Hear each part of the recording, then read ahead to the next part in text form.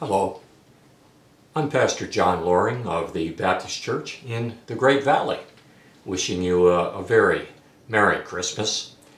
Our scripture today is from the prophet Micah, chapter 5, verse 2, a very familiar passage. But you, Bethlehem Ephratah, though you are small among the clans of Judah, out of you will come for me one who will be the ruler over Israel, whose origins are from old, from ancient times. It happened in the city of London on Sunday, September the 2nd, 1666. A fire broke out in the home of the king's baker down near the London Bridge. And a violent east wind was blowing, which fanned the flames, and block after block of homes were consumed as the fire burned all day. The fire continued that night and all day Monday and all day Tuesday. The Thames River was filled with boats loaded with people trying to escape the flames. On Wednesday, at last, the wind died down. The fire slackened. On Thursday, they thought they had it completely extinguished, but in fact it was still smoldering down under the rubble. On Thursday evening, the fire reignited, and the authorities immediately used gunpowder to blow up a line of homes to act as a fire break. And the fire was finally mastered. The fire had consumed a third of the city, along with St. Paul's Cathedral, 87 parish churches, and about 13,000 homes. A few years later, the famous architect Sir Christopher Wren was selected to oversee the rebuilding of St. Paul's Cathedral. He worked on the project for more than 35 years, and it is said that he poured more of his genius into this edifice than any other building he designed. When the project was completed, he personally conducted Queen Anne on an extensive tour of the entire building. When it was over, the Queen used 3 adjectives to sum up her feelings. She said, "It is awful. It is artificial. It is amusing." And upon hearing these words, Sir Christopher let out an audible sigh of relief. He sank to his knees and he thanked Her Majesty for her graciousness. How was such a reaction possible? Well, the answer lies in the fact that the meaning of words change over time. In 1710, the word awful meant full of awe. It meant awe-inspiring. The word artificial meant artistic, full of art. And amusing, quite simply, meant amazing. Fortunately, this church has moved on from the old King James version of the Bible to more modern translations, which spare us the confusion that come with misunderstanding the ancient words. But they can still be an issue. They can still be a stumbling block in the hymns that we sing. Oh, we love our ancient hymns. We love our Christmas carols. We're going to keep on singing them. But we sort of gloss over the parts we don't quite understand. Occasionally, it's good to stop and ask ourselves, just what do these words mean? What is it that we're really singing about? For example, we sing, God rest ye merry gentlemen. Have you ever asked yourself who these gentlemen are and why they're so merry? Well, once again, it's an issue of understanding the words. The same word was used to describe Robin Hood and his merry band of men out there in Sherwood Forest. Well, merry could mean pleasant and agreeable, as in merry old England, but it turns out that the word merry is actually from an old Anglo-Saxon word that could mean great or strong or mighty. To call someone merry was to compliment them as being gallant. Well, today I've decided to unpack the meaning from the familiar Christmas hymn, O Little Town of Bethlehem.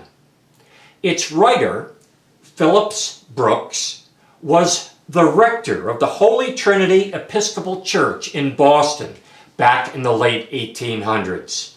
One Advent season, they were preparing for a children's program, and they wanted a special hymn for the occasion. Since necessity is the mother of invention, Brooks decided he would write one himself, which he did, incredibly, in just one evening. He had taken a tour of the Holy Land some years earlier and had actually been in the Church of the Nativity in Bethlehem on Christmas Eve. The place was jammed with worshipers, and hour after hour, the air was filled with hymns and praises. Well, remembering the warm spiritual glow of that experience, he tried to capture something of the spiritual radiance in the poem that he was composing.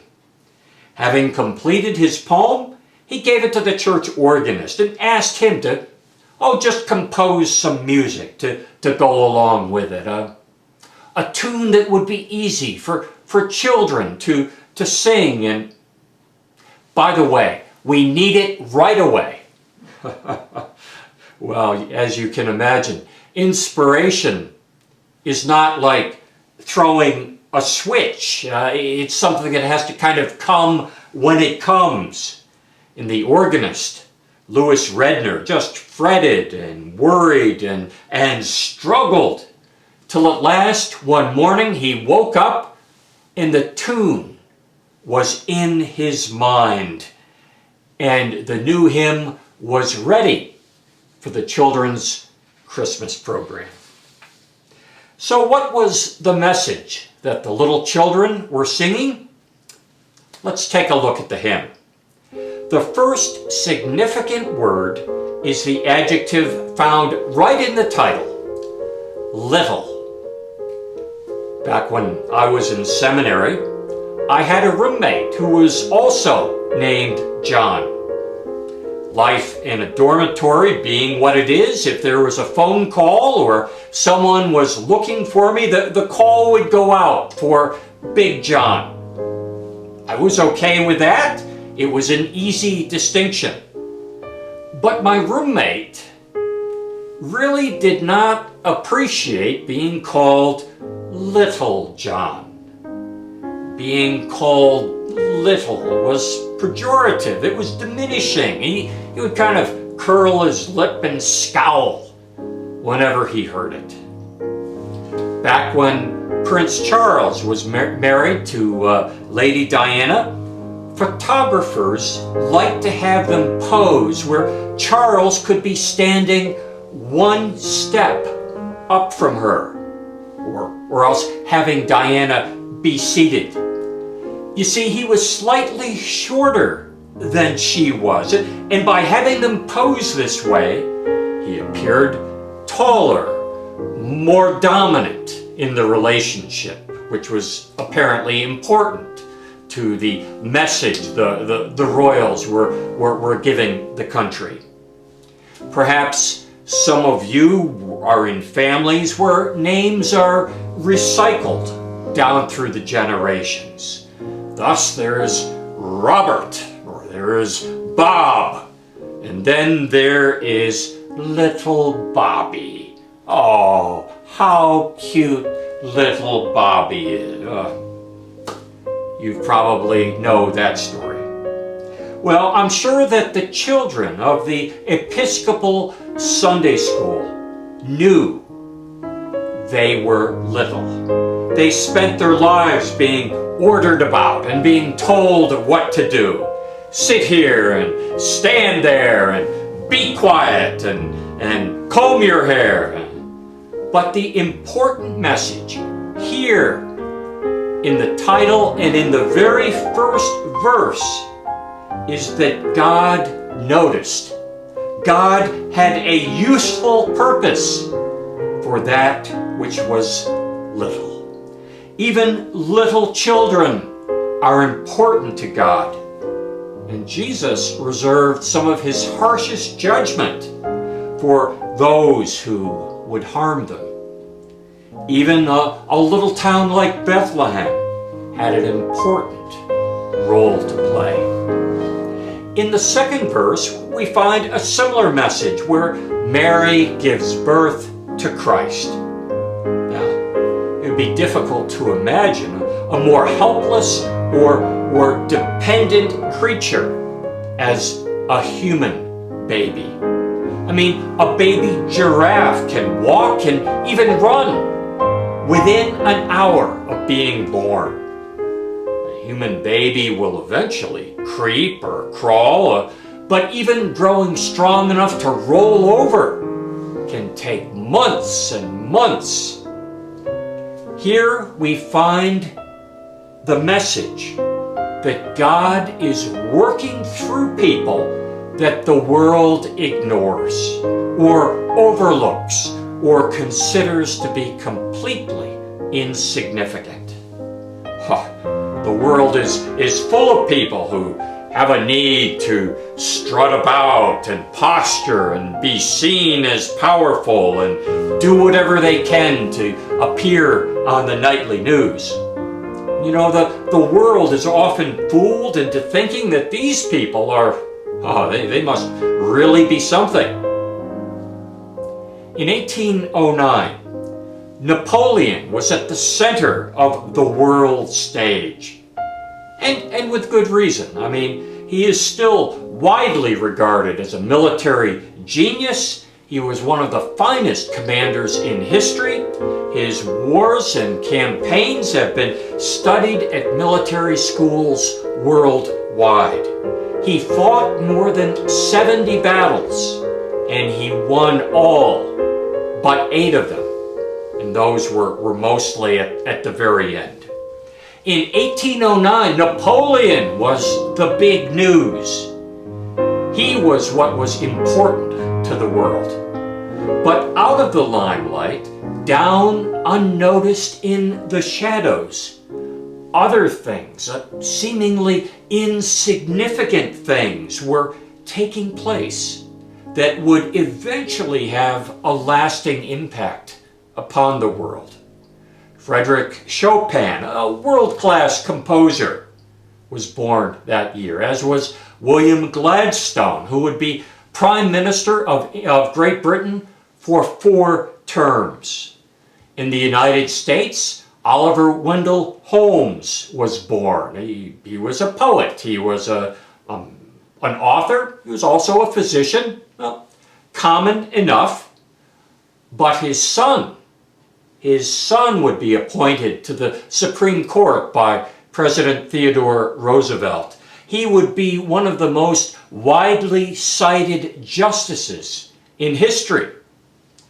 The German composer Felix Mendelssohn was born that year, as was England's poet Alfred Tennyson. 1809 was the year that Abraham Lincoln was born, as well as Cyrus McCormick, who would build a mechanical reaper that could be pulled by a horse and which would begin to revolutionize agriculture.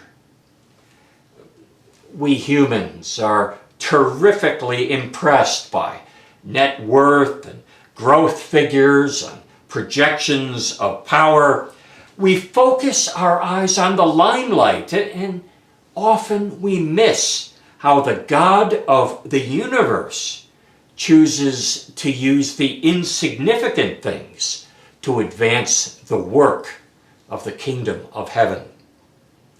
In the third verse, we find that God comes in silence. Now, at least at a superficial level, that certainly makes no sense. Those of you who have gone through labor, or those of you who have been there as advocates, know that it is not a silent process, nor should it be. So what is the lesson that Brooks is trying to teach?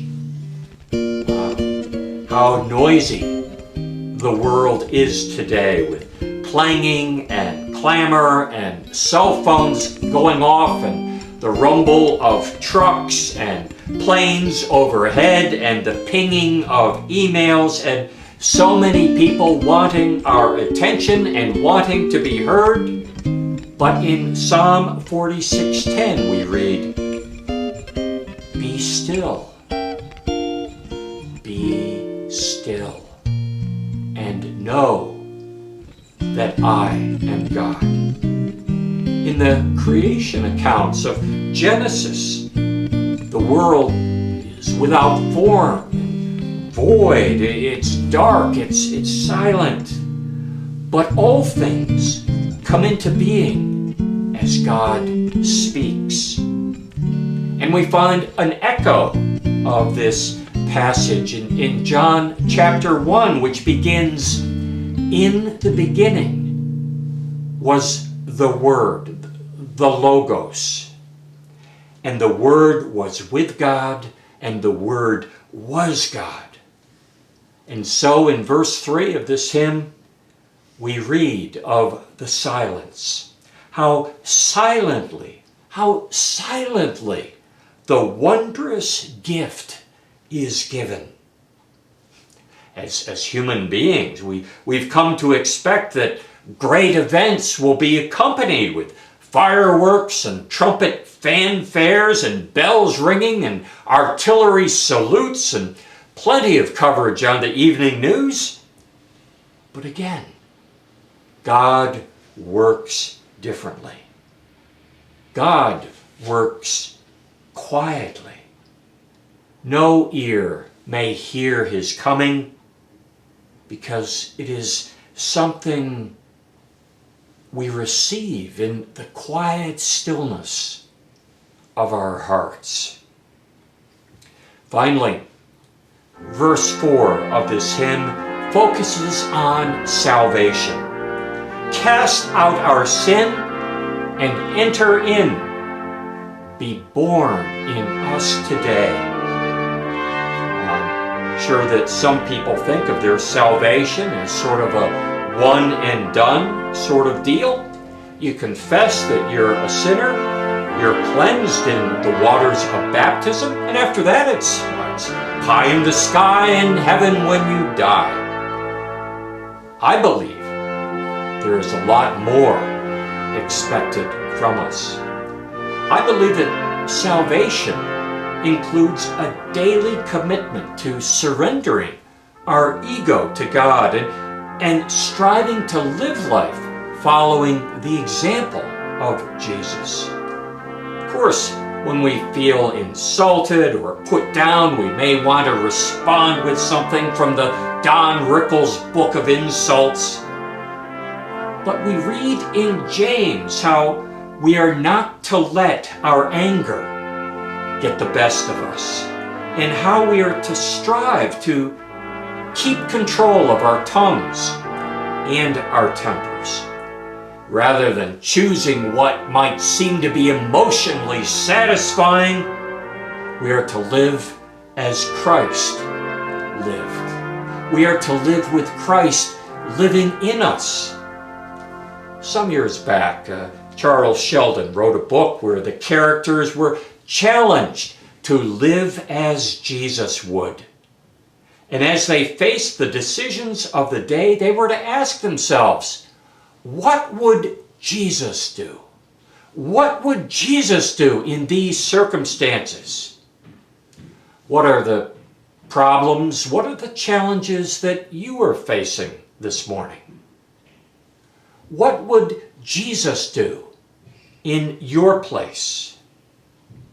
Let us likewise ask God to cast out our sin and enter in and be born in us today.